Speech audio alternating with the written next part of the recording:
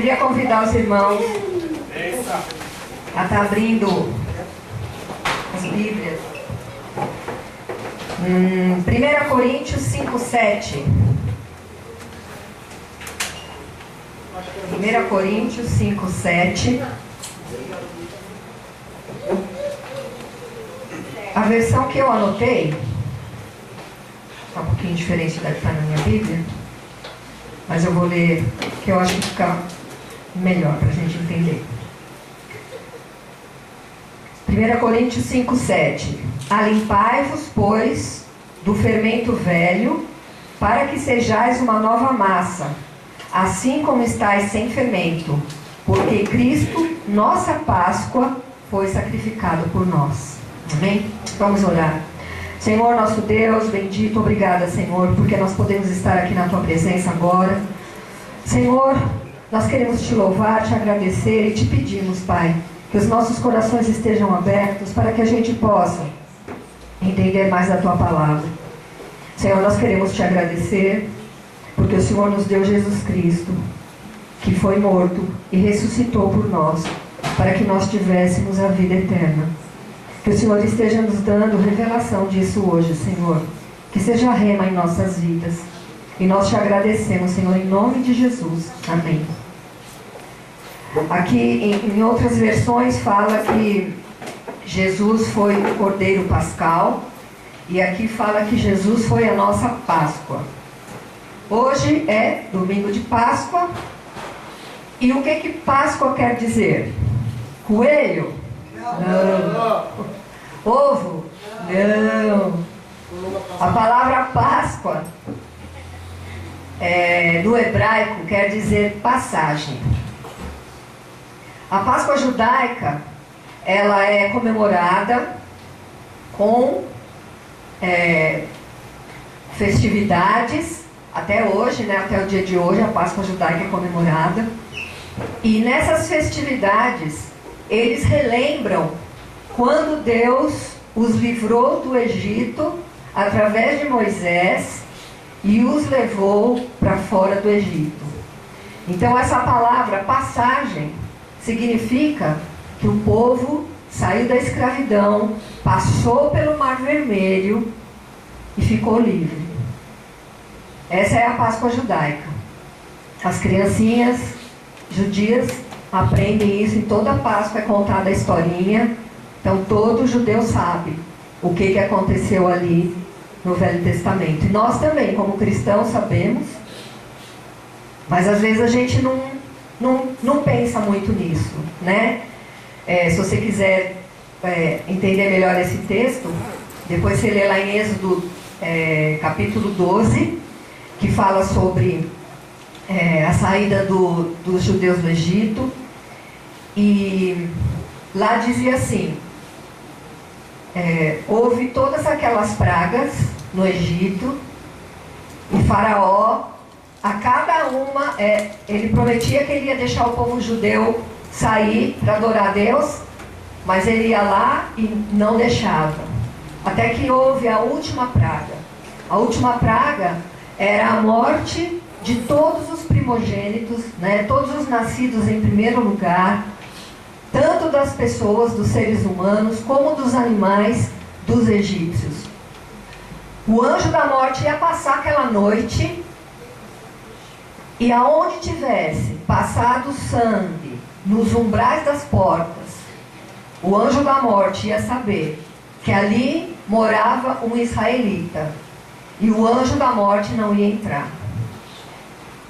Deus mandou que os israelitas comessem pão sem fermento, com ervas amargas, que eles comessem já prontos, vestidos, com sapato, com roupa, porque assim que acontecesse isso, eles iam sair e atravessar o Mar Vermelho.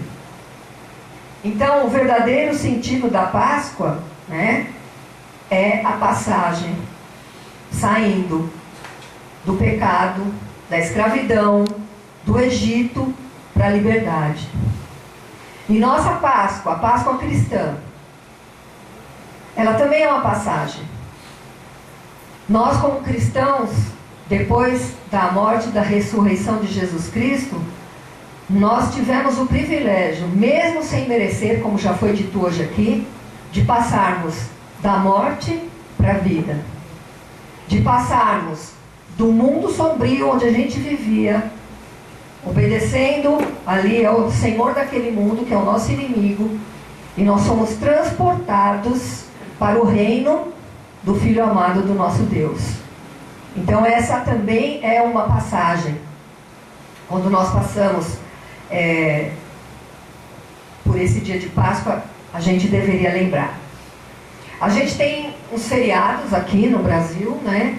Que é a Sexta-feira Santa.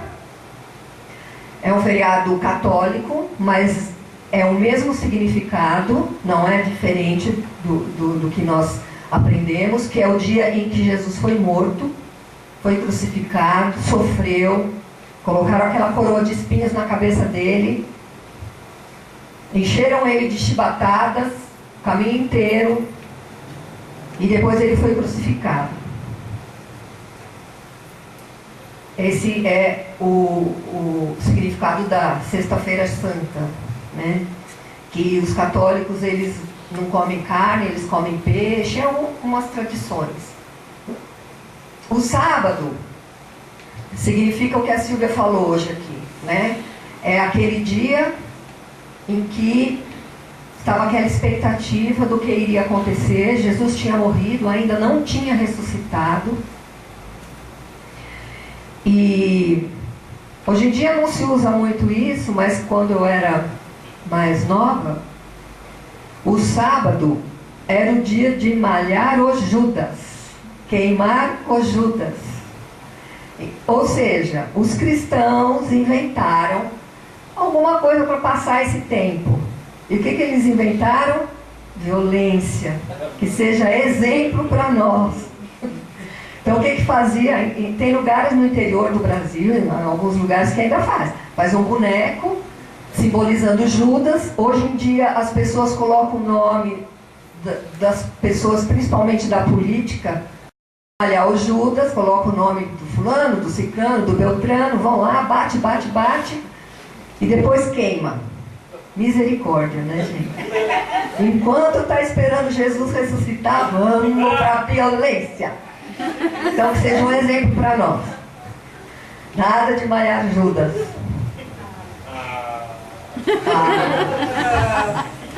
E no domingo de Páscoa é o dia em que nós comemoramos a ressurreição do nosso Senhor Jesus Cristo.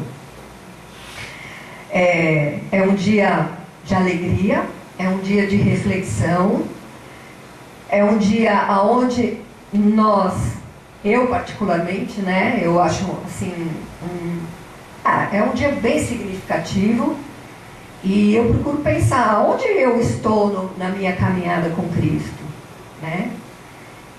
Refletir um pouco sobre a minha vida cristã. E quando Jesus foi crucificado, era Páscoa judaica. Os judeus estavam comemorando a Páscoa, e lá em João 13, Evangelho de João 13 fala isso. Vamos dar uma olhadinha lá. João 13, comecinho. Ora, antes da festa da Páscoa, sabendo Jesus que já era chegada a sua hora de passar deste mundo para o Pai, como havia amado os seus que estavam no mundo, amou-os até o fim. Então, Jesus, ele sabia, por revelação divina, que aquela ia ser a última Páscoa dele. Ele já tinha comemorado, ele tinha 33 anos, ele já tinha comemorado 32 Páscoas, porque ele era judeu, ele comemorava. E ali ele fez a Santa Ceia. Quando nós vemos, né, um quadro da Santa Ceia, era Jesus e seus discípulos celebrando a última Páscoa de Jesus. Eles estavam celebrando o que a gente já falou, a saída do cativeiro. Eles estavam celebrando que eles estavam livres do cativeiro e ali eles cantaram hinos, eles primeiro, né, comeram do pão, era um pão ázimo, um pão sem fermento, tomaram vinho, que é costume na Páscoa judaica até hoje, são tomados 4, só que naquela época não sei quantas, hoje em dia eles tomam 4 taças de vinho, cada uma tem um significado. E depois eles cantaram cânticos, saíram, foram para o Monte Getsemane, e quando chegou lá, Judas veio com os guardas ali do templo e foi preso. Em seguida ele foi julgado e depois ele foi condenado e crucificado. Então, quando nós estamos celebrando a Páscoa cristã, nós estamos também relembrando esses momentos, relembrando o que Jesus passou por nós, que ele era inocente, mas ele morreu por nós que somos culpados.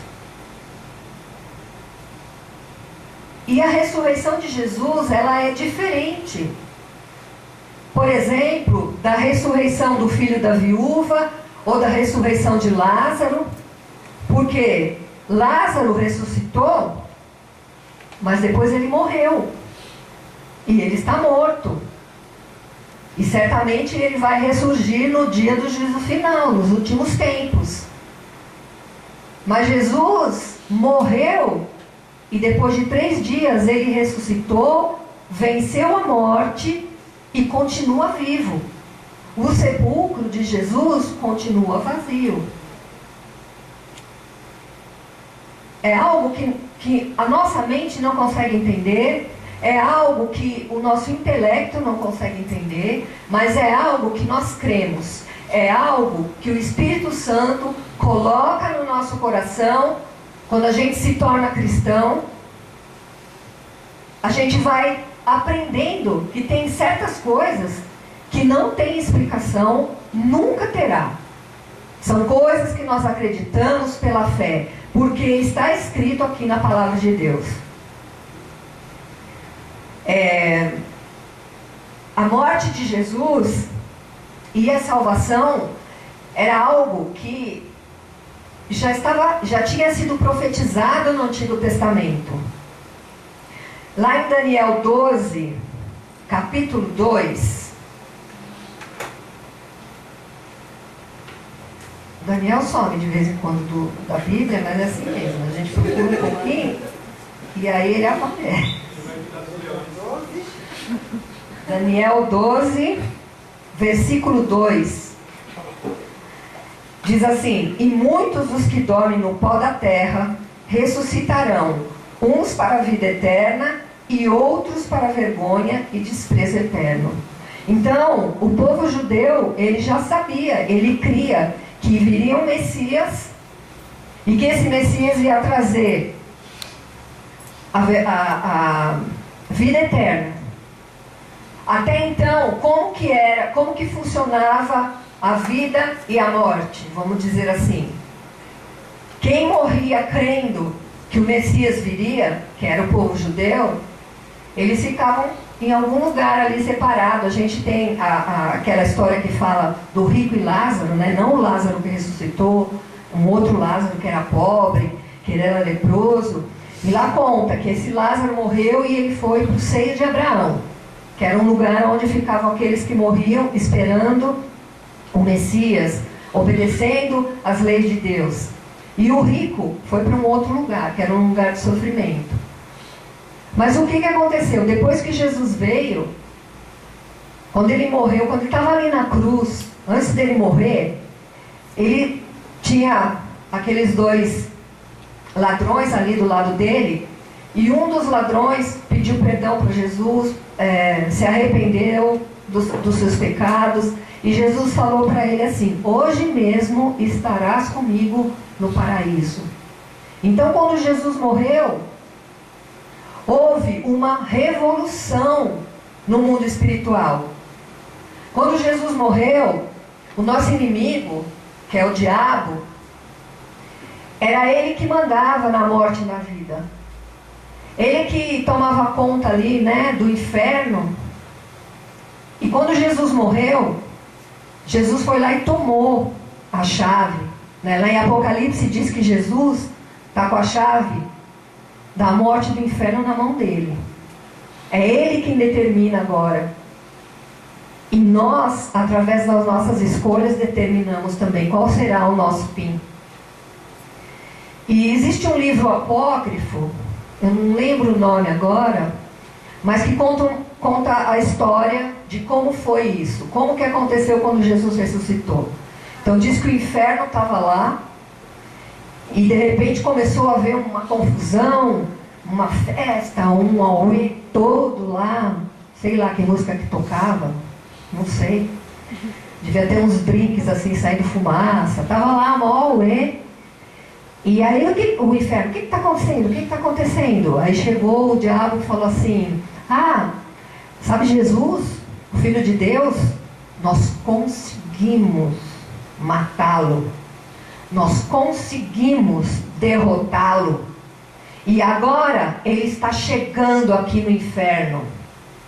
Aí diz que o inferno falou assim: você é louco, meu? Quando ele estava vivo, ele ressuscitou um monte de gente. Imagina o que ele não vai fazer agora aqui no inferno? E foi realmente o que aconteceu. Né? A palavra diz que Jesus foi, desceu ao inferno, aos mortos, levou com ele aqueles que estavam lá, né? E está com a chave da morte e do inferno na mão.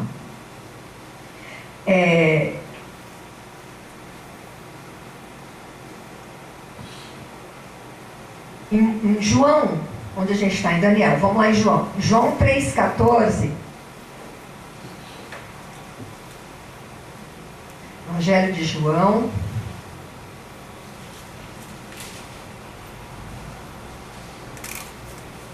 Ó, eu estou com tudo anotado aqui, mas eu estou abrindo, que é para não dizer que eu estou levando vantagem, né?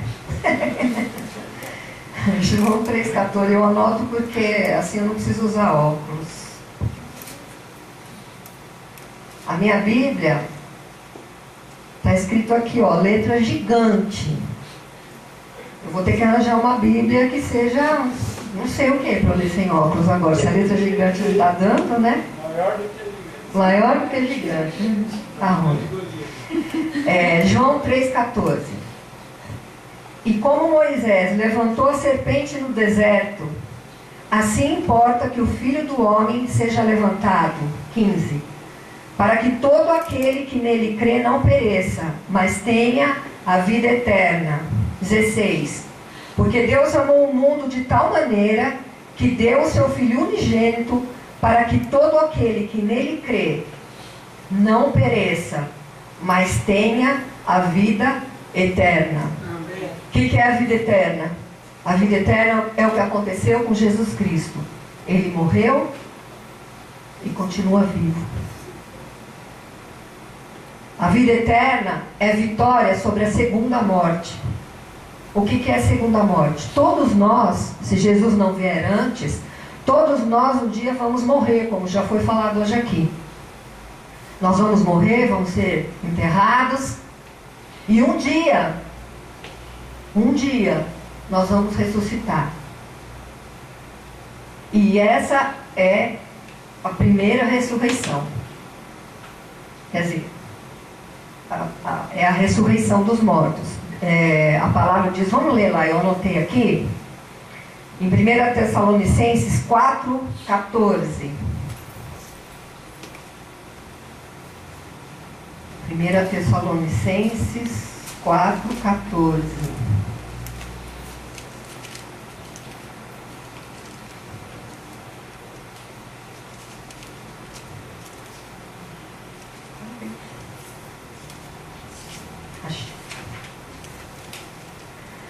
Porque se cremos que Jesus morreu e ressuscitou, assim também aos que em Jesus dormem, Deus os tornará a trazer com ele. 15. Dizemos-vos, pois, isto pela palavra do Senhor, que nós, os que ficarmos vivos para a vinda do Senhor, não precedemos os que dormem, porque o mesmo Senhor descerá do céu com alarido e com voz de arcanjo e com a trombeta de Deus, e os que morreram em Cristo ressuscitarão primeiro. Depois nós, os que ficarmos vivos, seremos arrebatados juntamente com eles nas nuvens, a encontrar o Senhor nos ares, e assim estaremos sempre com o Senhor. 18. Portanto, consolai-vos uns aos outros com estas palavras. Então nós morremos uma vez, mas se nós estamos com Cristo, quando Jesus voltar, nós vamos ressuscitar para a vida. Se nós não estamos com Cristo, nós vamos ter a morte eterna. Então, quando nós falamos em segunda morte, é algo espiritual, é algo que vai acontecer, é algo que virá quando Jesus voltar. Jesus prometeu que ele ia voltar. Nós cremos que ele vai voltar.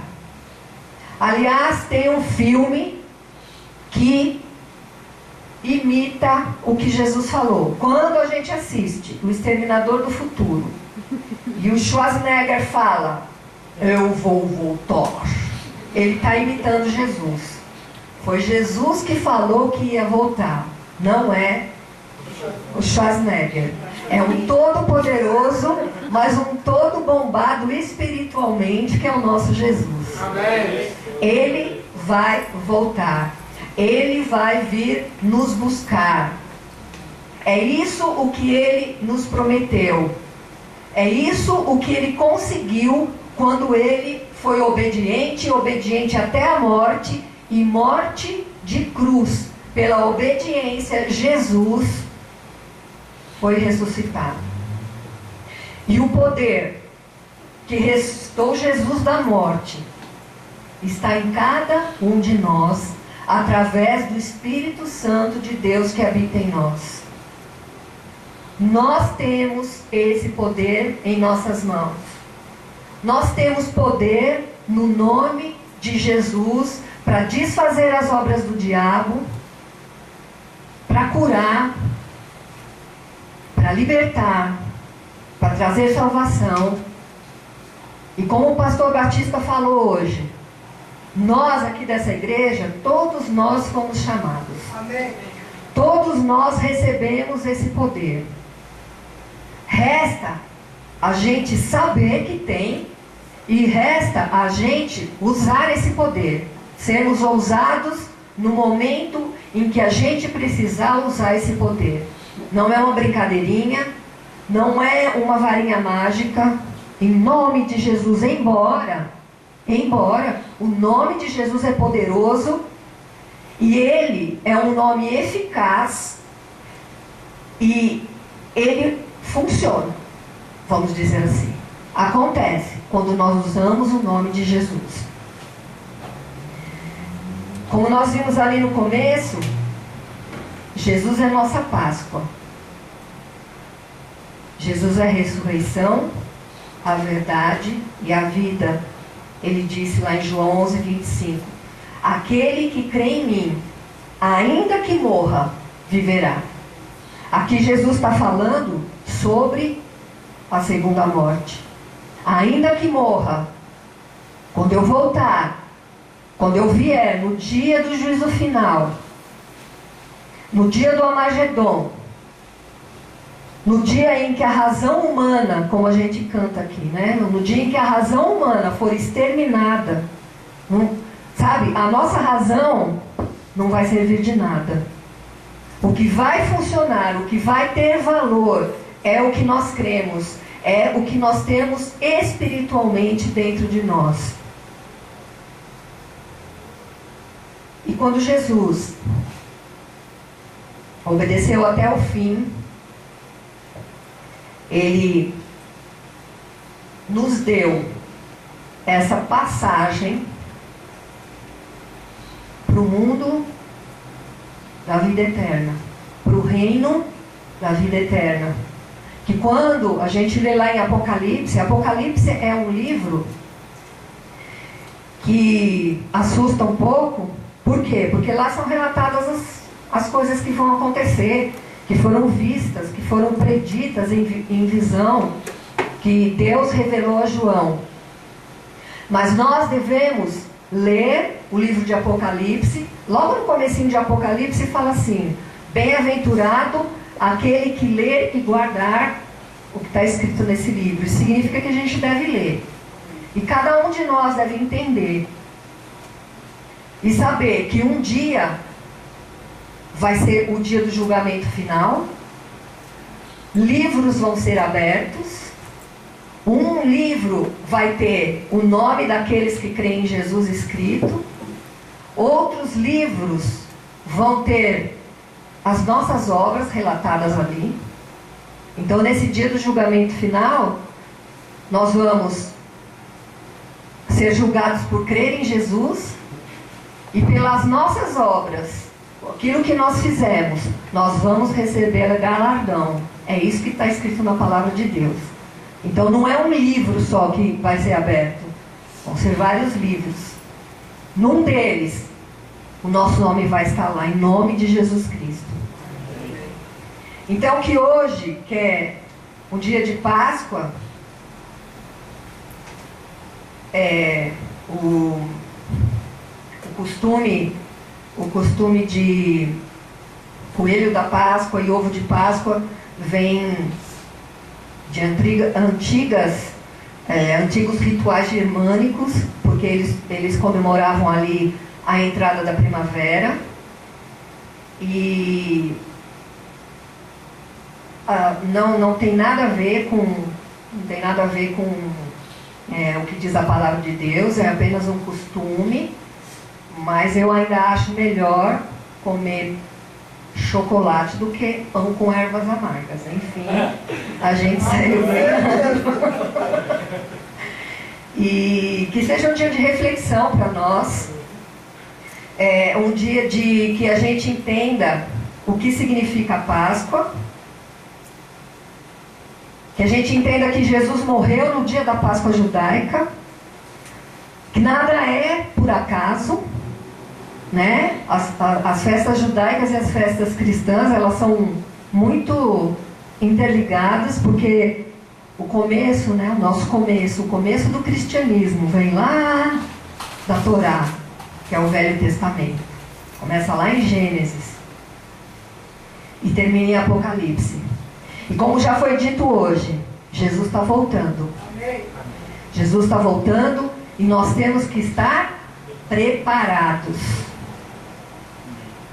E nesse dia, no dia do grande julgamento, de repente nós vamos olhar para o lado e aquela pessoa que eu não falei de Jesus, ela está sendo apartada. De repente aquela pessoa que eu amo está sendo apartada. Então, vamos fazer a nossa parte. Não é pegar a Bíblia assim e querer enfiar na cabeça do outro. É demonstrar ser cristão. E o que é demonstrar ser cristão? Jesus reduziu em 2 mandamentos: amar a Deus sobre todas as coisas e ao próximo como a ti mesmo. Vamos fazer, né, uma análise. Como que eu estou demonstrando amor? Como é a minha maneira de demonstrar amor? Um amor cristão, e mesmo um amor não cristão, dentro da minha casa, onde eu trabalho, na minha igreja, na minha escola. E se você demonstrar amor, vai ter um momento em que aquela pessoa que jamais ouviria você falar alguma coisa de Jesus Cristo, ela vai chegar para você e de repente ela vai falar: olha, não estou legal, eu sei que você ora, você não quer fazer uma oração por mim? E aí começa, né? Não precisa, não somos nós todos que fomos chamados para estar na Praça da Sé com a Bíblia na mão, falando alto. Tem quem tem esse chamado, mas não somos todos nós. Então, que nós sejamos sábios nesse dia de Páscoa, de entender como que Deus quer nos usar, como Ele quer demonstrar amor através de nós. Amém? Queria pedir para a igreja se levantar.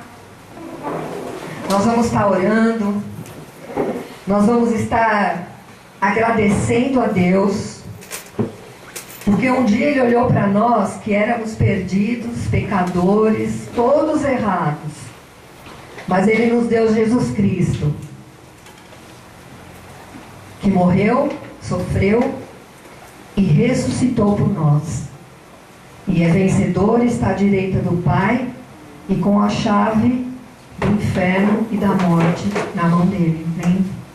Senhor, em nome de Jesus Cristo, nós queremos te agradecer hoje, Senhor, nesse dia de Páscoa, e te pedir que o Senhor esteja fazendo essa passagem na nossa vida. Senhor, que o Senhor nos transporte desse mundo de trevas para o mundo do teu Filho amado. Que o Senhor nos transporte, Senhor, do mundo da perdição, do pecado, para o mundo de santidade, para um mundo onde quem reina é o nosso Senhor Jesus Cristo. Senhor, nós declaramos que os nossos inimigos estão debaixo dos nossos pés, por causa do nosso Senhor Jesus Cristo, por causa do nome de Jesus, pelo sacrifício que Ele fez na cruz, pela obediência dEle, por Ele ter sido obediente até a morte de cruz. Ó Senhor, obrigada. Obrigada que nós possamos hoje estar fazendo uma reavaliação da nossa vida e sabermos aonde Jesus está dentro do nosso viver.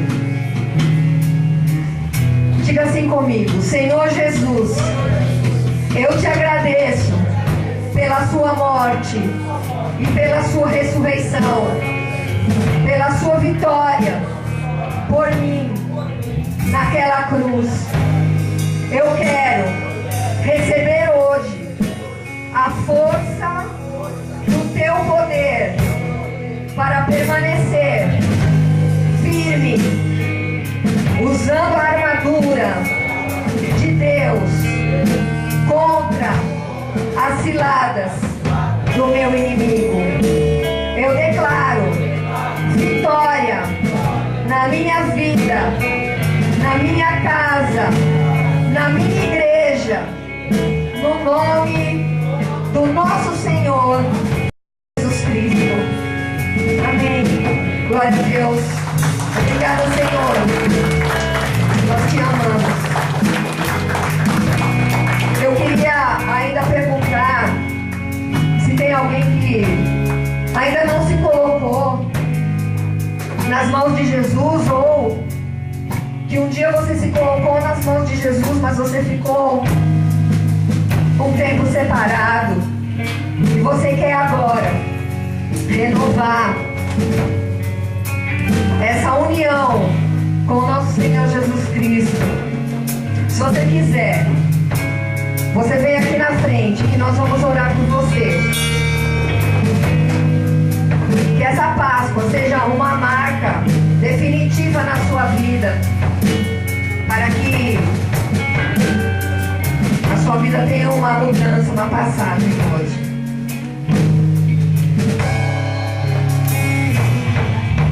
Amém, Senhor. Então vamos orar para ter uma semana de vitória. Senhor Jesus, nós te agradecemos, nós erguemos as nossas mãos a Ti e nós recebemos agora uma semana de vitória, no nome do nosso Senhor Jesus Cristo. Uma semana de passagem da derrota para a vitória. Tenha uma semana abençoada, igreja, em nome de Jesus Cristo.